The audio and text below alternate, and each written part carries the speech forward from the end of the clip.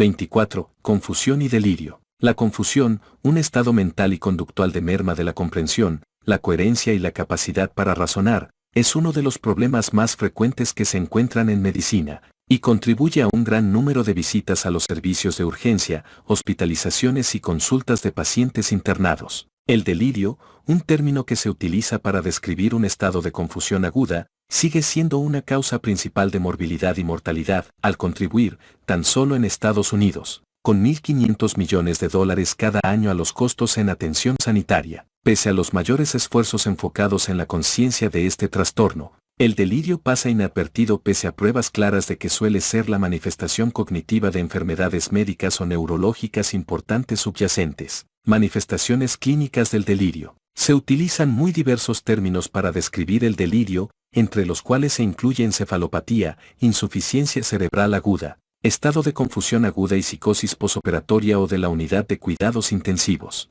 El delirio tiene muchas manifestaciones clínicas, pero básicamente se define como un deterioro más bien agudo de la cognición que fluctúa en el curso de horas o días. El dato distintivo del delirio es un déficit de atención, si bien son afectados de manera variable todos los dominios cognitivos, inclusive memoria, función ejecutiva, tareas visoespaciales y lenguaje. Los síntomas relacionados incluyen alteraciones en los ciclos de sueño y vigilia, trastornos de la percepción como alucinaciones y delirios, cambios en el afecto y datos neurovegetativos que incluyen inestabilidad de la frecuencia cardíaca y de la presión arterial. El delirio es un diagnóstico clínico que se establece solo a la cabecera del paciente.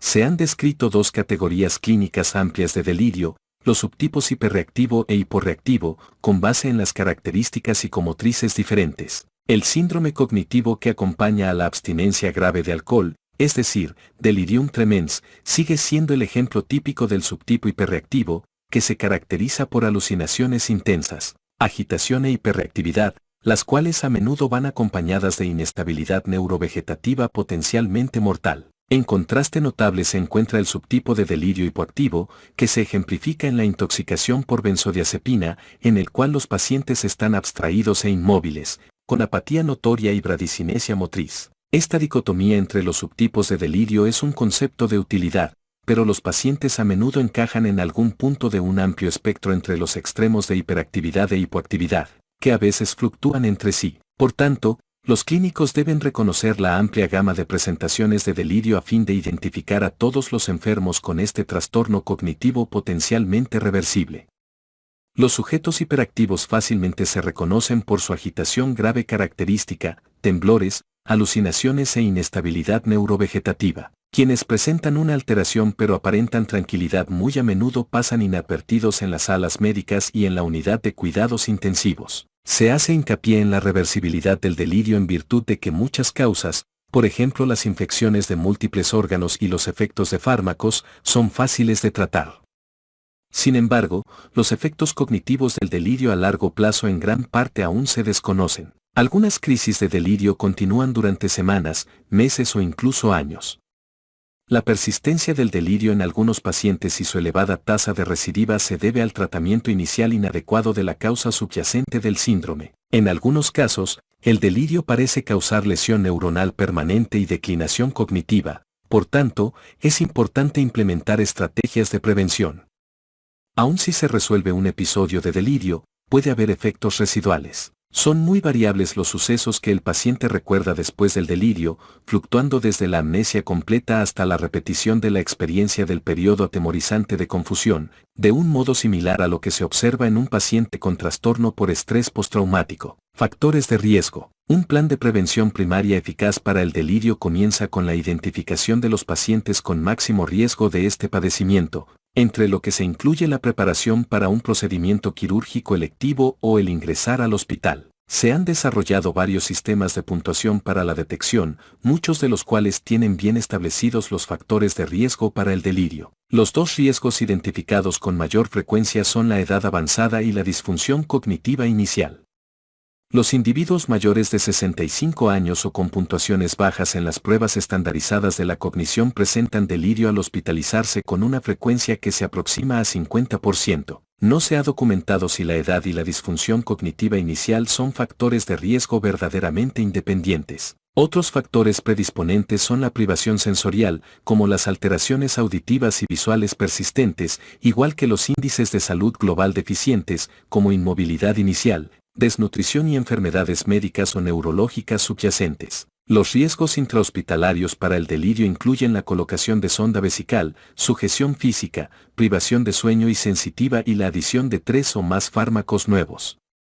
Evitar estos riesgos sigue siendo un componente fundamental de la prevención y del tratamiento del delirio. Los factores de riesgo quirúrgicos y anestésicos para la aparición de delirio posoperatorio incluyen procedimientos específicos como los que entrañan derivación cardiopulmonar y tratamiento inadecuado o excesivo del dolor. En el periodo posoperatorio inmediato, y quizá compuestos específicos, como los anestésicos inhalables. La relación entre delirio y demencia, capítulo 25, se complica por la superposición significativa entre los dos trastornos. No siempre es fácil distinguir entre ambos. La demencia y la disfunción cognitiva preexistente representan factores de riesgo importantes para el delirio, y por lo menos 2/3 de los casos de delirio se presentan en individuos con demencia subyacente concomitante. Una forma de demencia con parkinsonismo, denominada demencia con cuerpos de Lewy, se caracteriza por una evolución fluctuante, alucinaciones visuales sobresalientes y un déficit en la atención que únicamente es similar al delirio hiperactivo. Los pacientes con este trastorno son muy vulnerables al delirio. El delirio en los ancianos a menudo refleja una lesión cerebral que es vulnerable debido a un trastorno neurodegenerativo subyacente. Por tanto, la aparición de delirio a veces anuncia el inicio de la manifestación de un trastorno cerebral no reconocido previamente, y en pacientes ambulatorios debe realizarse detección de las causas subyacentes, después de un episodio agudo de delirio. Epidemiología. El delirio es una enfermedad común, pero la frecuencia de notificación ha variado ampliamente con los criterios utilizados para definir el trastorno.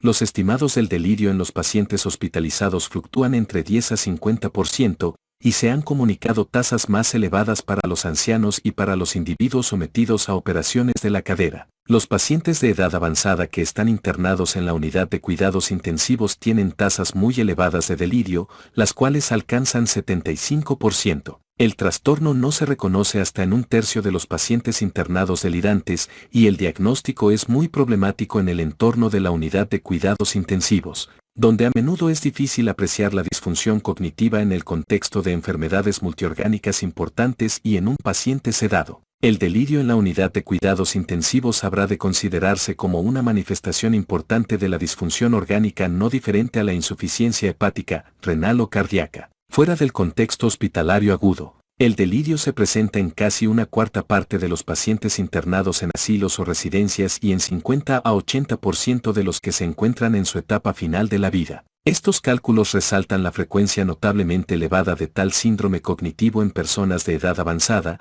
un grupo que se espera aumente en los siguientes decenios. Hasta fecha reciente, un episodio de delirio se consideraba como un trastorno transitorio con un pronóstico benigno. En la actualidad el delirio claramente se ha relacionado con una morbilidad sustancial y un aumento en la mortalidad, y cada vez se reconoce como la primera manifestación de una enfermedad subyacente importante. Los estimados recientes de la mortalidad intrahospitalaria en pacientes con delirio han fluctuado entre 25 y 33%, una tasa similar a la de los que presentan septicemia. Los enfermos con un episodio de delirio intrahospitalario tienen una mortalidad 5 veces más elevada en los meses y los años subsiguientes a su enfermedad en comparación con los pacientes hospitalizados sin delirio de edad equiparable. Los enfermos con delirio hospitalizados tienen una estancia más prolongada, más posibilidades de ser ingresados a un asilo y una mayor tendencia a experimentar episodios subsiguientes de delirio y declinación cognitiva. En consecuencia, este trastorno tiene grandes efectos económicos. Patogenia. La patogenia y la anatomía del delirio no están bien dilucidadas. El déficit de atención que constituye el dato neuropsicológico distintivo del delirio, parece tener una ubicación difusa en el tronco encefálico, la corteza prefrontal y los lóbulos parietales. Raras veces las lesiones focales, como los accidentes cerebrovasculares isquémicos, han desencadenado delirios en personas por lo demás sanas. Se han comunicado con más frecuencia lesiones parietales derechas y talámicas dorsales medials, lo que resalta la importancia de estas zonas en la patogenia del delirio. En la mayor parte de los casos, el delirio es resultado de alteraciones difusas en las regiones corticales y subcorticales, más que de una causa neuroanatómica focal.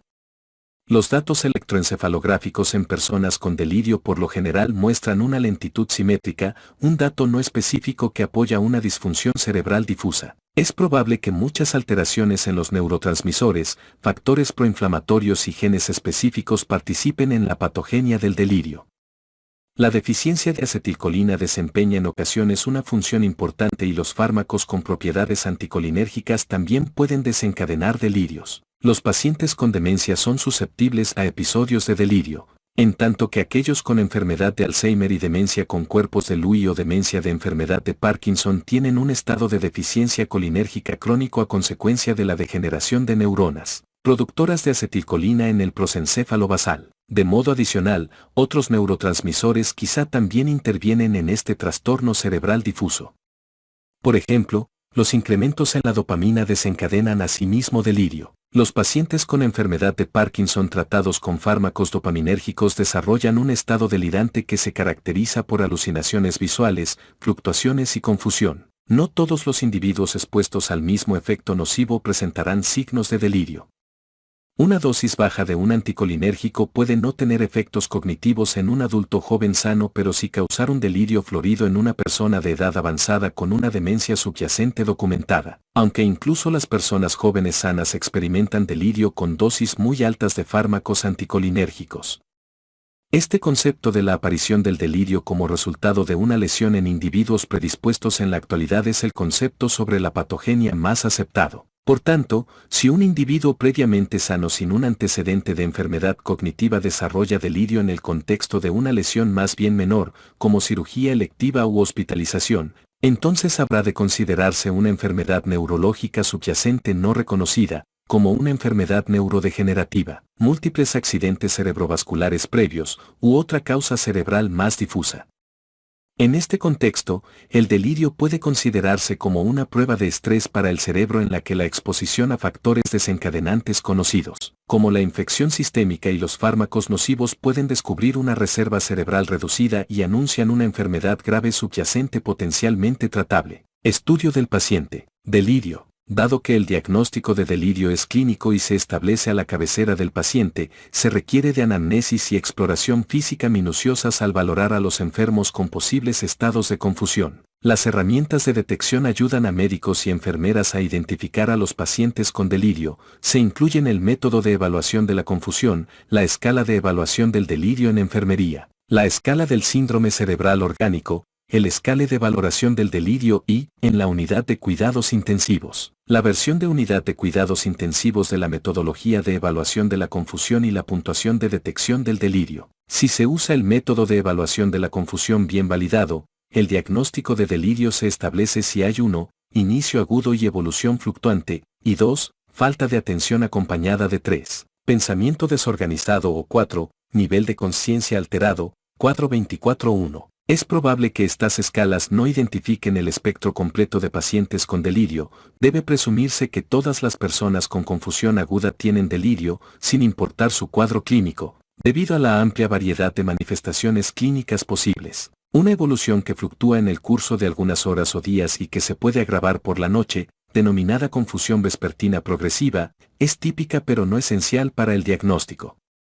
La observación del paciente por lo general revela una alteración en el nivel de la conciencia o un déficit de atención. Otras manifestaciones distintivas que se presentan en el enfermo con delirio incluyen alteraciones en los ciclos de sueño-vigilia, trastornos cognitivos como alucinaciones o delirios, inestabilidad neurovegetativa y cambios en el afecto. Anamnesis. Es difícil investigar con exactitud los antecedentes en los pacientes delirantes que tienen alteraciones en los niveles de conciencia o trastornos en la atención. La información obtenida de una fuente colateral como el cónyuge u otro miembro de la familia es, por tanto, inestimable. Los 3 aspectos más importantes de los antecedentes incluyen la función cognitiva inicial del enfermo, la cronología de la enfermedad actual y los fármacos que recibe en la actualidad. La función cognitiva premórbida puede valorarse a través de la fuente colateral o, si se requiere, mediante una revisión del expediente del paciente externo. El delirio por definición representa un cambio relativamente agudo, por lo general en el transcurso de horas a días, a partir de un punto de referencia cognitivo. Como resultado, un estado de confusión aguda es casi imposible de diagnosticar sin algún conocimiento de la función cognitiva premórbida. Sin esta información, muchos pacientes con demencia o depresión pueden confundirse como portadores de delirio durante una sola valoración inicial. Solo las conversaciones con los familiares permitirán determinar que los individuos con un cuadro clínico más hipoactivo, apáticos y con lentitud psicomotriz, muestran un estado diferente al premórbido. Se ha demostrado que diversos instrumentos validados, entre los que se incluyen la escala de evaluación de demencia de Blest modificada y la clasificación clínica de la demencia, permiten diagnosticar con precisión disfunción cognitiva utilizando como fuente de información a otra persona. Las alteraciones cognitivas premórbidas son comunes en los pacientes con delirio. Aun cuando no se encuentre tal antecedente de alteraciones cognitivas, de cualquier manera se tiene en mente la posibilidad de un trastorno neurológico subyacente previamente no reconocido. Es importante determinar la cronología del cambio cognitivo para documentar un diagnóstico de delirio y también para correlacionar el inicio de la enfermedad con las causas potencialmente tratables, como cambios recientes en medicamentos o síntomas de infección general. Los fármacos siguen siendo una causa común de delirio, sobre todo los que tienen propiedades anticolinérgicas o sedantes.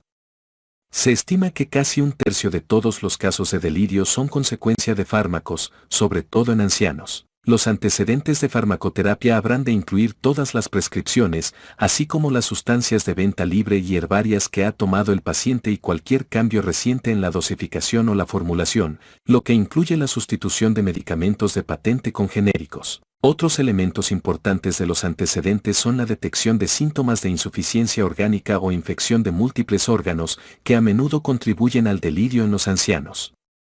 En pacientes más jóvenes es común un antecedente de consumo de drogas ilícitas, alcoholismo o exposición a sustancias tóxicas. Por último, el preguntar al paciente y a alguien cercano sobre otros síntomas que acompañan al delirio, como depresión o alucinaciones, ayudará a identificar objetivos de tratamiento potenciales. Exploración física. La exploración física general en un paciente con delirio incluirá una detección cuidadosa de signos de infección como fiebre, taquipnea, consolidación pulmonar, soplo cardíaco o rigidez de nuca. Debe valorarse el estado de los líquidos. Tanto la deshidratación como la sobrecarga de líquido con la hipoxemia consecuente se relacionan con delirio, y ambos trastornos casi siempre son fáciles de corregir. La apariencia de la piel es útil, muestra ictericia en la encefalopatía hepática, cianosis en la hipoxemia o trayectos de agujas en personas que consumen drogas intravenosas. La exploración neurológica requiere una valoración cuidadosa del estado mental.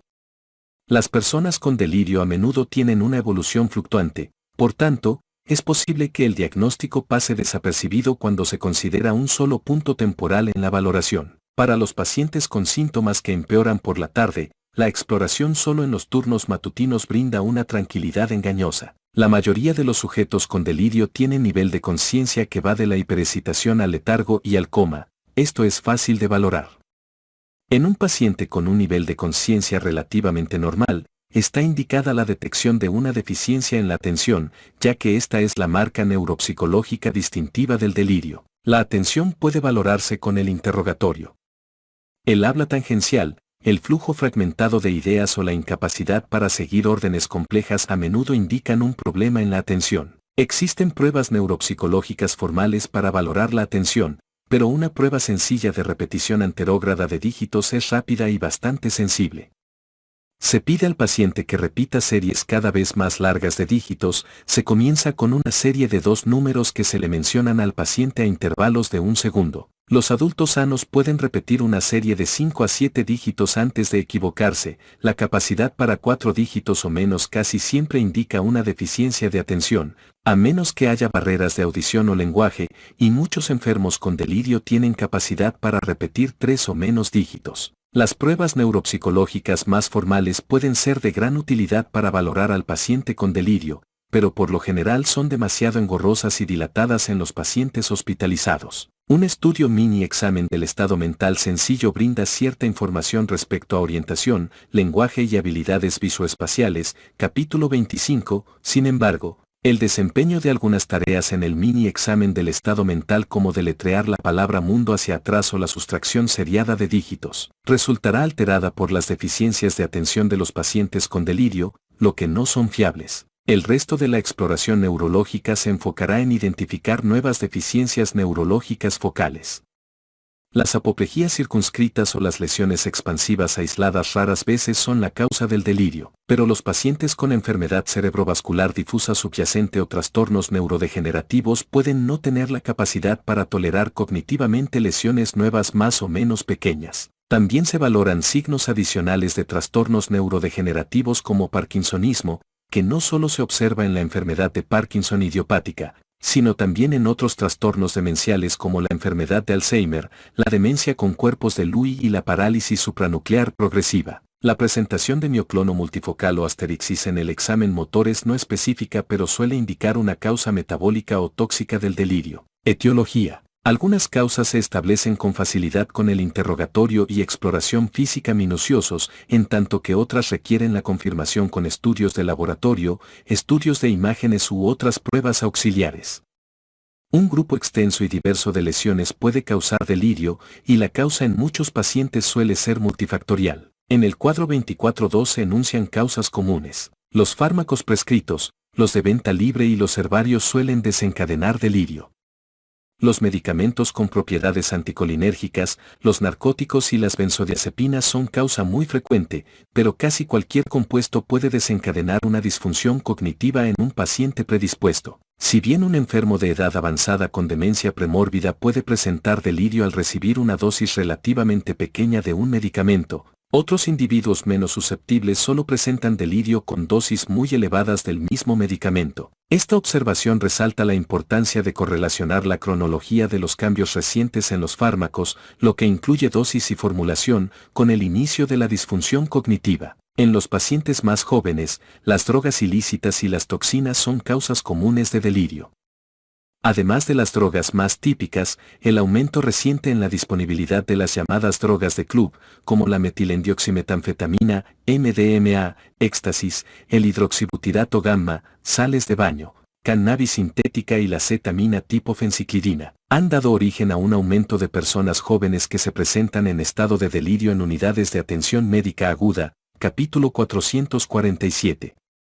Muchos fármacos de prescripción frecuente como los opiáceos orales y las benzodiazepinas en la actualidad a menudo son objeto de consumo excesivo y son fáciles de conseguir en las calles. El abuso alcohólico con altas concentraciones séricas produce confusión, pero es más común que la abstinencia de alcohol desencadene un delirio hiperactivo típico, capítulo 445. La abstinencia de alcohol y de benzodiazepinas habrá de considerarse en todos los casos de delirio, ya que hasta los pacientes que beben unas cuantas raciones de alcohol todos los días experimentarán síntomas de abstinencia relativamente graves al hospitalizarse. Las anormalidades metabólicas como los trastornos electrolíticos del sodio, el calcio, el magnesio o la glucosa, causan delirio, y los trastornos leves desencadenan alteraciones cognitivas sustanciales en individuos susceptibles. Otras causas metabólicas frecuentes incluyen insuficiencia hepática y renal, hipercapnia e hipoxemia, deficiencias vitamínicas de tiamina y B12, trastornos autoinmunitarios que incluyen vasculitis del sistema nervioso central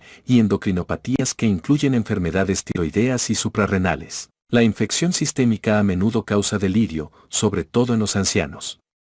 Una situación frecuente es el desarrollo de un deterioro cognitivo agudo en presencia de una infección urinaria en un paciente con demencia basal. La neumonía, infecciones cutáneas como la celulitis y la septicemia franca también causan delirio. Es probable que esta llamada encefalopatía séptica, observada a menudo en la unidad de cuidados intensivos, se deba a la liberación de citocinas proinflamatorias y a sus efectos cerebrales difusos. Las infecciones del sistema nervioso central, como meningitis, encefalitis y absceso, son causas menos frecuentes de delirio como los casos de encefalitis autoinmunitaria o paraneoplásica. Sin embargo, en vista de las elevadas tasas de mortalidad vinculadas con estos trastornos cuando no se tratan pronto, los médicos siempre deben mantener un alto índice de sospecha. En algunos individuos susceptibles, la exposición a un entorno desconocido de un hospital puede desencadenar delirio. Esta causa suele ocurrir como parte de un delirio multifactorial y habrá de considerarse un diagnóstico de exclusión después de investigar minuciosamente todas las demás causas. Muchos métodos de prevención primaria y tratamiento del delirio implican técnicas relativamente sencillas para abordar los aspectos del entorno de internamiento que producen más confusión. Las causas cerebrovasculares suelen deberse a hipoperfusión global en el contexto de una hipotensión periférica por insuficiencia cardíaca, choque séptico, deshidratación o anemia. Las apoplejías focales en el lóbulo parietal derecho y el tálamo dorsal medial raras veces llevan a un estado de delirio. Una situación más frecuente implica un nuevo accidente cerebrovascular focal o hemorragia que produce confusión en un enfermo cuya reserva cerebral está reducida. En estos individuos, a veces es difícil distinguir entre la disfunción cognitiva resultante de una nueva lesión neurovascular en sí y el delirio debido a complicaciones infecciosas, metabólicas y farmacológicas que acompañan a la hospitalización después del accidente cerebrovascular. Dado que suele observarse una fluctuación del delirio, se pueden pasar por alto las convulsiones intermitentes al considerar las posibles causas. Tanto el estado epiléptico no convulsivo, como las convulsiones focales o generales recurrentes seguidas de confusión después de una crisis epiléptica, pueden ocasionar delirio. El electroencefalograma sigue siendo indispensable para este diagnóstico. La actividad epiléptica que se disemina a partir de un foco eléctrico en una masa o infarto puede explicar una disfunción cognitiva global causada por lesiones relativamente pequeñas. Es muy común que los pacientes experimenten delirio en las etapas finales de la vida en unidades de atención paliativa. Esta condición, a veces descrita como inquietud terminal, debe identificarse y tratarse de manera intensiva, ya que es una causa importante de malestar para el paciente y su familia al final de la vida de aquel. Cabe recordar que estos enfermos también sufren causas más comunes de delirio como las infecciones generalizadas. Estudios de laboratorio y valoración diagnóstica. Un enfoque rentable para la valoración diagnóstica del delirio permite que los antecedentes y la exploración física sirvan de guía para realizar los estudios. Ningún algoritmo establecido para los estudios encajará en todos los enfermos delirantes dado el impresionante número de causas potenciales, pero en el cuadro 24.3 se detalla un enfoque por pasos. Si en las primeras fases se identifica un factor desencadenante claro, como un medicamento nocivo, entonces se requieren escasos estudios adicionales. Sin embargo, si no se descubre alguna posible causa con la valoración inicial, habrá de iniciarse la búsqueda intensiva de una causa fundamental. En todos los pacientes con delirio se deben realizar estudios de laboratorio básicos que incluyan biometría hemática completa, pruebas analíticas de electrolitos, así como de funcionamiento hepático y renal. En los enfermos de edad avanzada, es importante la detección de infecciones generalizadas, lo que incluye radiografías torácicas, examen general de orina y cultivo de orina, y posiblemente hemocultivos. En los individuos más jóvenes son apropiados los análisis de suero y orina en las primeras fases de la valoración diagnóstica para detectar medicamentos y sustancias tóxicas. Los estudios de laboratorio adicionales enfocados a otras causas autoinmunitarias, endocrinológicas, metabólicas e infecciosas, se reservarán para los pacientes en quienes el diagnóstico sigue siendo dudoso después de los primeros análisis. Múltiples estudios han demostrado que las imágenes cerebrales en los pacientes con delirio no suelen ser de utilidad. Sin embargo, si la valoración inicial no revela algún diagnóstico, la mayoría de los clínicos recurren rápidamente a los estudios de imágenes del cerebro a fin de descartar causas estructurales. La tomografía sin medio de contraste permite identificar masas grandes y hemorragias, pero solo en escasa medida puede ayudar a identificar la causa del delirio. La capacidad de la resonancia para identificar la mayor parte de las apoplejías isquémicas agudas y para brindar detalles neuroanatómicos que proporcionan indicios de posibles infecciones o trastornos inflamatorios, neurodegenerativos y neoplásicos, hace de este estudio la modalidad preferida, puesto que es limitada la disponibilidad de las técnicas de resonancia, en virtud de la rapidez de las imágenes, la cooperación del paciente y las contraindicaciones para la exposición magnética. Muchos clínicos comienzan con la tomografía y proceden a la resonancia magnética nuclear cuando sigue sin determinarse la causa del delirio. En todos los pacientes en quienes se sospecha infección del sistema nervioso central es necesario realizar una punción lumbar inmediatamente después de tomar las neuroimágenes apropiadas. El examen del líquido cefalorraquídeo también es de utilidad para identificar trastornos inflamatorios y neoplásicos. Por consiguiente, la punción lumbar se considerará en todo enfermo con delirio cuyos estudios de valoración resulten negativos.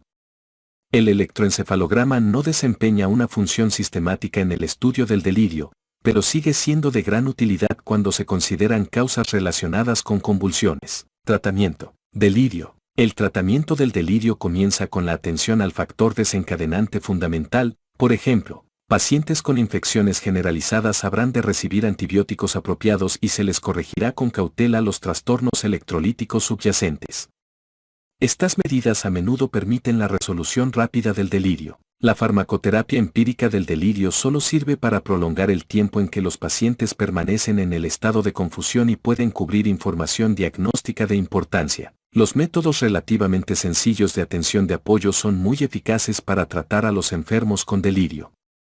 La reorientación por el personal de enfermería y la familia del paciente en combinación con relojes visibles, calendarios y ventanas orientadas al exterior, permite reducir la confusión. El aislamiento sensitivo se evita proporcionando gafas y dispositivos auditivos a los enfermos que lo requieran. La exacerbación vespertina progresiva de los síntomas puede abordarse en gran medida mediante la vigilancia de los ciclos de sueño y vigilia apropiados. Durante el día, una habitación bien iluminada habrá de acompañarse de actividades o ejercicios para prevenir las siestas. Por la noche, un entorno tranquilo y en penumbra con interrupciones limitadas por parte del personal permite el reposo apropiado. Estas intervenciones en el ciclo del sueño y vigilia son muy importantes en la unidad de cuidados intensivos, ya que la habitual actividad constante durante las 24 horas suele provocar delirio. Se ha demostrado que el tratar de reproducir el entorno doméstico en la medida de lo posible ayuda al tratamiento e incluso a la prevención del delirio. Las visitas de amigos y familiares durante todo el día minimizan la ansiedad inherente al flujo constante de caras nuevas de personal y médicos. El permitir a los pacientes hospitalizados acceso a ropa de cama, prendas de vestir y objetos nocturnos familiares harán que el entorno hospitalario resulte menos extraño y por tanto menos confuso. Las medidas de enfermería estándar simples, como el mantener la nutrición adecuada y el estado volumétrico apropiado, así como el tratamiento de la incontinencia y de las escaras, también ayudarán a aliviar el malestar y la confusión resultante. En algunos casos, los pacientes plantean una amenaza para su propia seguridad o la del personal, y se requiere tratamiento agudo. Las alarmas de cama y los asientos personales son más eficaces y mucho menos desorientadores que las sujeciones físicas. Se evitará la sedación farmacológica, pero cuando sea necesaria, se administran antipsicóticos típicos o atípicos en dosis muy bajas, según se requiera y esto resulta eficaz. Sin embargo, hay poca evidencia de que estos fármacos sean efectivos en el delirio, por lo que deben reservarse para pacientes que muestran agitación intensa y probabilidad significativa de dañarse a ellos mismos o al personal. La relación reciente del uso de antipsicóticos en el anciano con aumento en la tasa de mortalidad resalta la importancia de su empleo prudente y solo como último recurso. Las benzodiazepinas a menudo agravan la confusión por sus propiedades sedantes. Aunque muchos médicos todavía utilizan benzodiazepinas en el tratamiento de la confusión aguda, su empleo debe limitarse a los casos en los que el delirio se debe a la abstinencia alcohólica o de benzodiazepinas. Prevención. El desarrollo de una estrategia efectiva para prevenir el delirio en los pacientes hospitalizados reviste gran importancia por la elevada morbilidad vinculada con el delirio y el enorme aumento que causa en los costos de atención a la salud. El primer paso es la identificación exitosa de las personas con riesgo alto, seguido por el inicio de las intervenciones apropiadas. Son efectivos los protocolos estandarizados sencillos usados para controlar los factores de riesgo para delirio, que incluyen inversión del ciclo sueño-vigilia, inmovilidad, daño visual, daño auditivo, privación de sueño y deshidratación. No se ha demostrado de manera definitiva la efectividad de fármacos específicos para prevenir el delirio, incluidos estudios con inhibidores de la colinesterasa y medicamentos antipsicóticos. La melatonina y su agonista ramelteón han tenido resultados alentadores en pequeños estudios preliminares. Estudios recientes en la unidad de cuidados intensivos se han enfocado en la identificación de sedantes, como la desmedetomidina, que tengan menor probabilidad de causar delirio en pacientes graves, y en el desarrollo de protocolos para despertares diarios en los que las infusiones de los fármacos sedantes se interrumpen y el personal reorienta al paciente. Todos los hospitales y sistemas de salud deben trabajar para disminuir la incidencia del delirio, así como para identificar y tratar pronto el trastorno cuando ocurre.